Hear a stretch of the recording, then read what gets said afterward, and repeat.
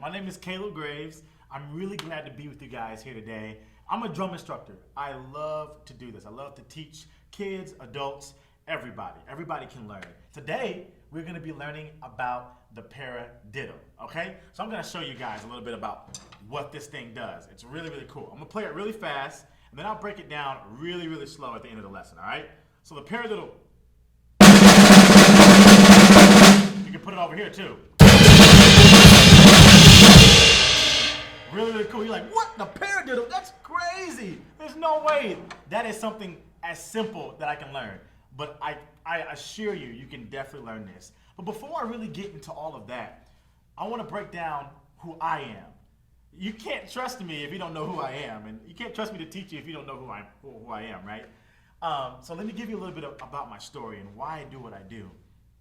About 9 years ago, August 21st, 2011, my life was forever changed. I never thought that I would go through something like this, and I'm going to share it with you right now. I was coming from church.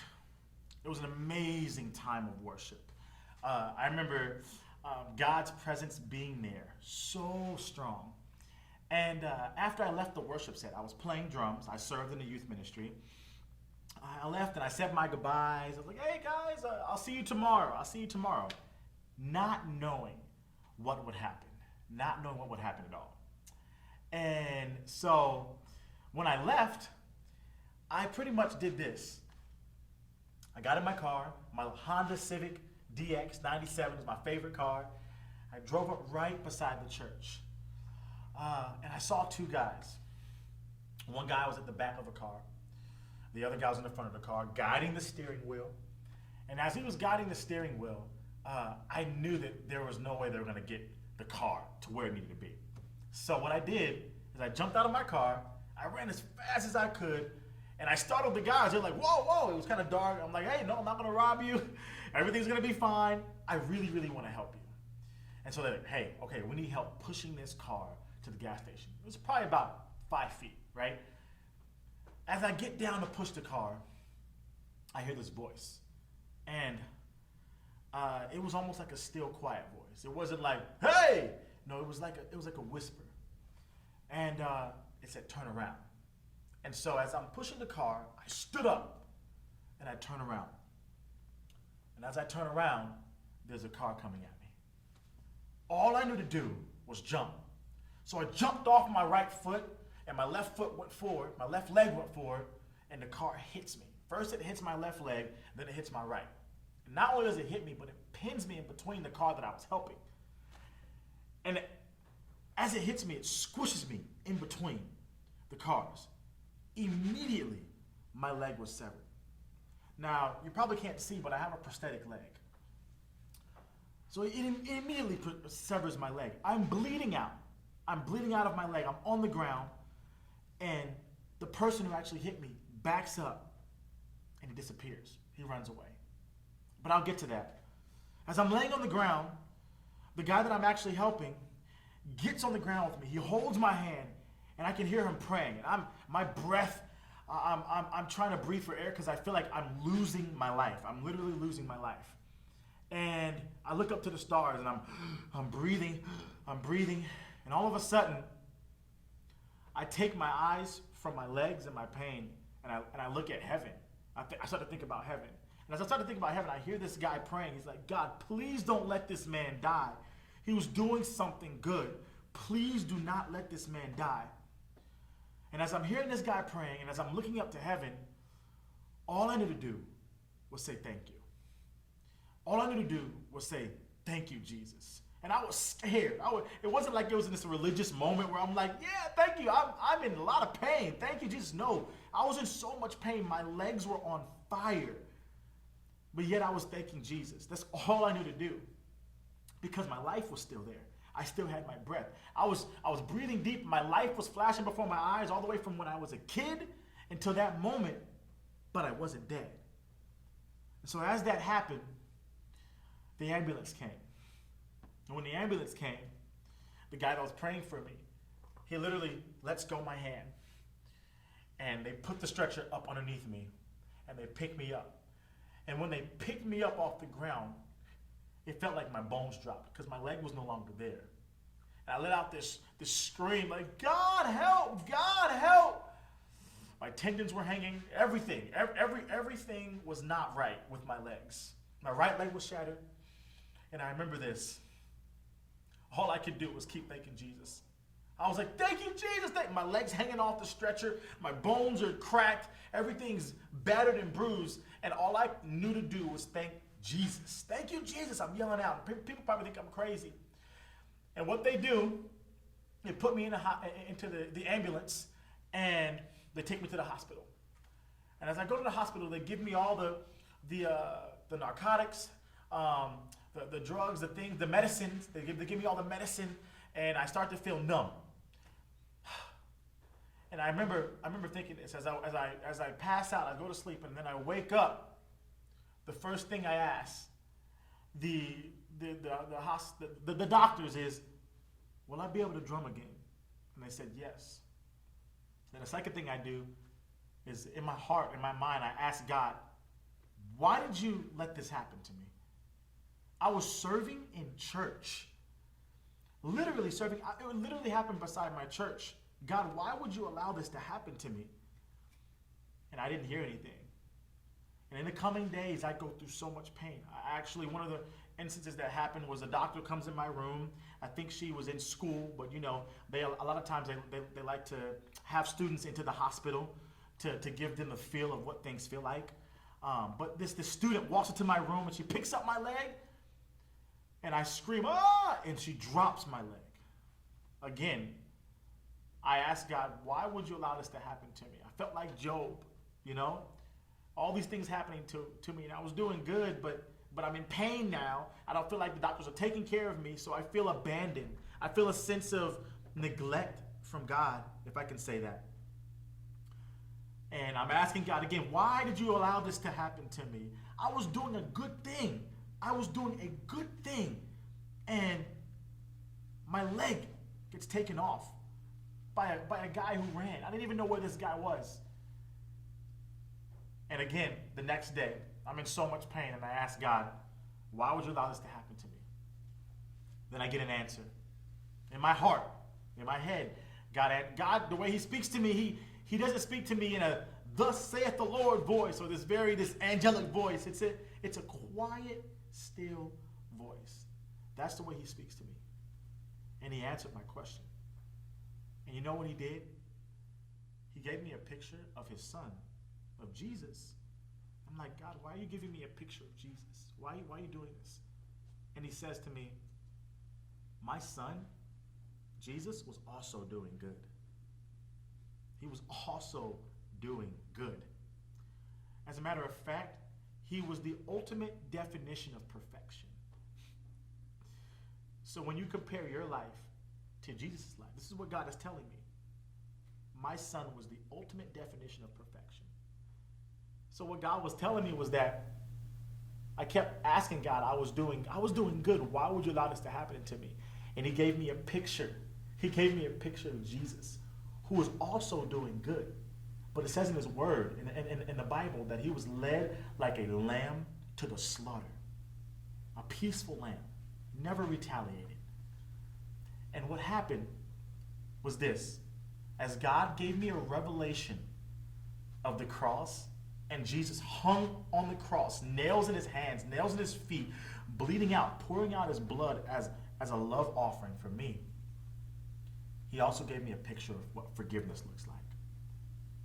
And the reason why I say this is that I was so angry. I was so bitter, especially at the man who hit me. One thing that I left out of the story is that the guy who hit me, he was driving drunk.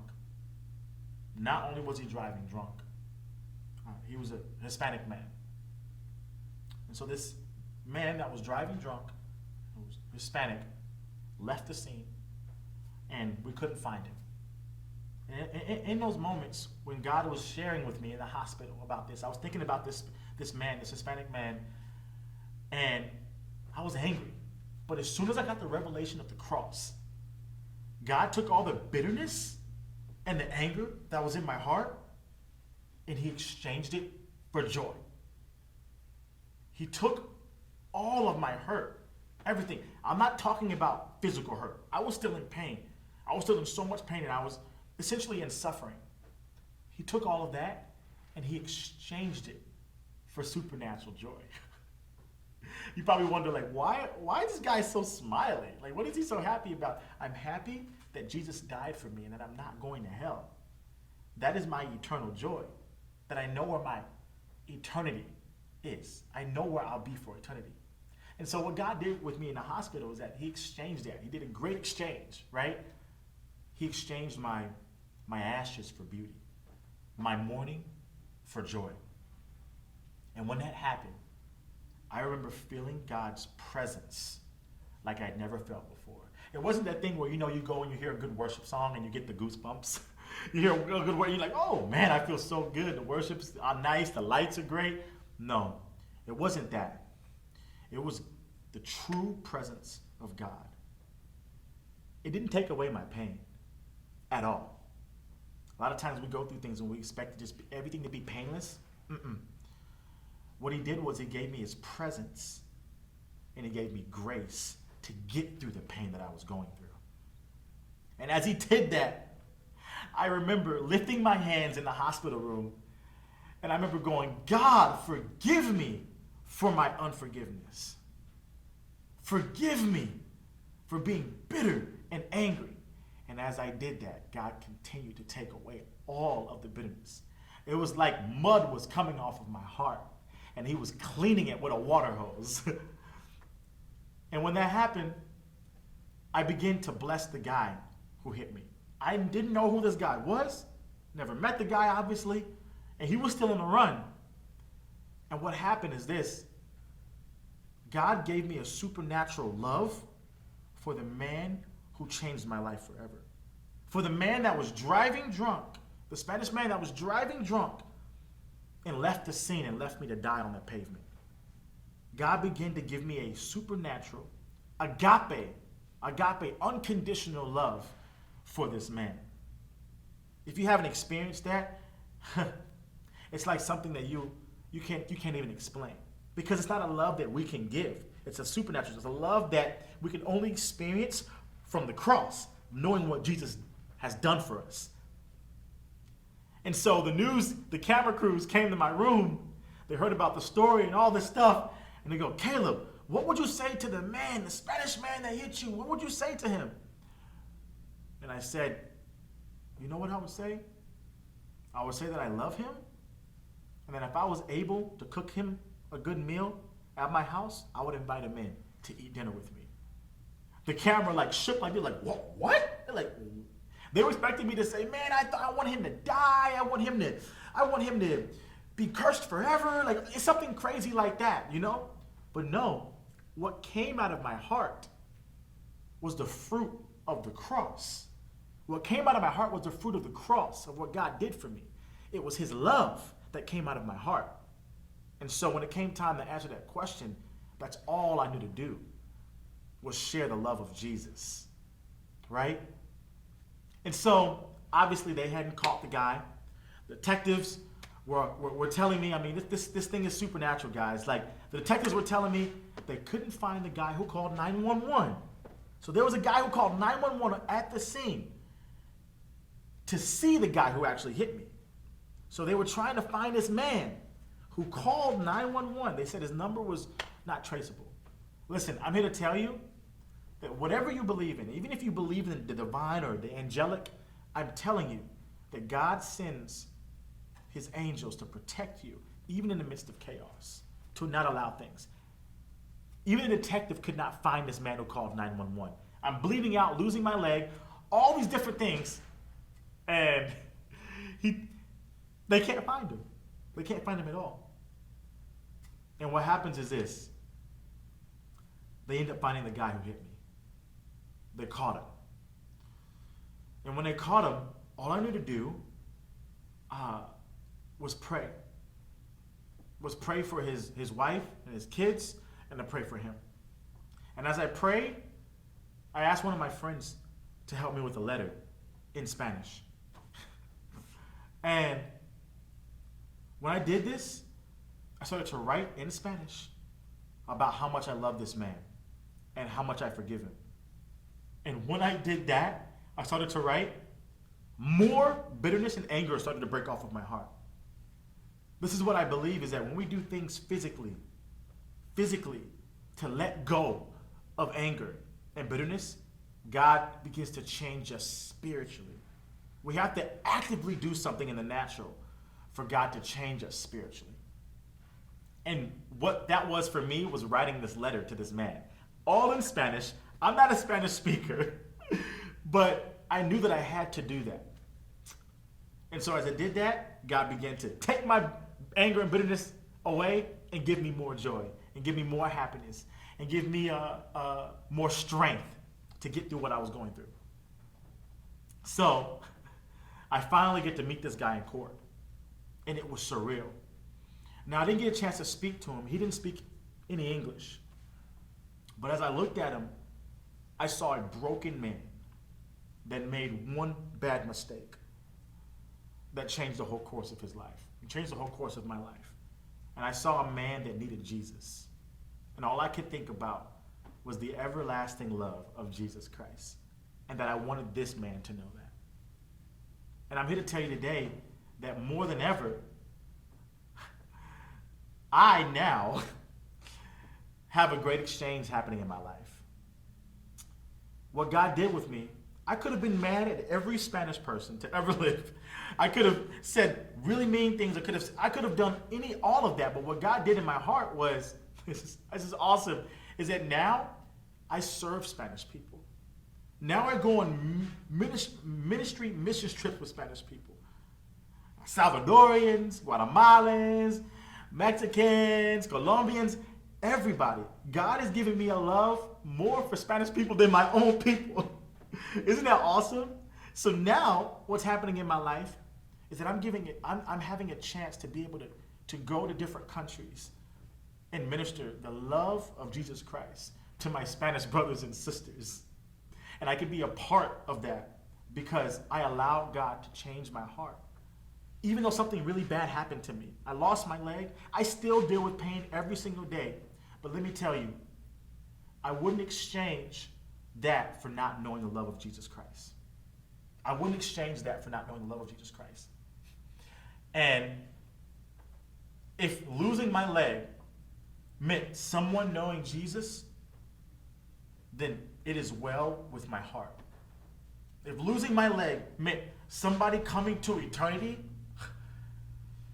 then that's a small price to pay for someone knowing Jesus. That's a small price to pay. And so I'm glad that I got to tell you a little bit of my story. And like I said at the beginning of the video, I'm a drunk teacher, right? So I want to break down and show you what I was doing with the paradiddle. So I know that was like a really, really crazy, intense, deep story, but this is what I do, right? So I want to give you something. I want to give you something from my heart to yours. And this is what I do, right? This gives me joy. So I'm going to show you the paradiddle, all right? So I'm going to break it down really slow, right? And I'm going to go crazy and play around with it, all right? God bless you guys. Here it goes. All right, so the paradiddle, right? It's right, left, right, right, left, right, left, left. Okay, so I'm gonna play that.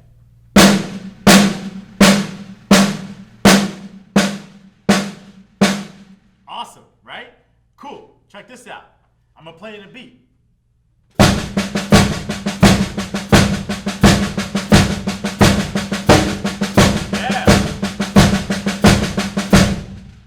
So now that you guys kind of have that down, I'm going to play around with it and see what we can come up with, right?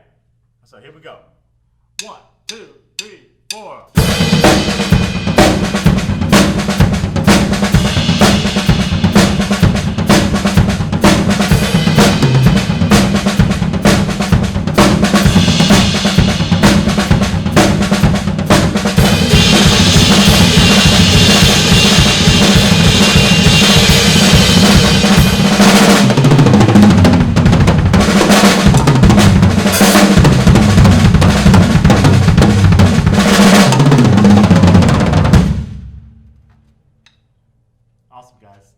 Enjoy.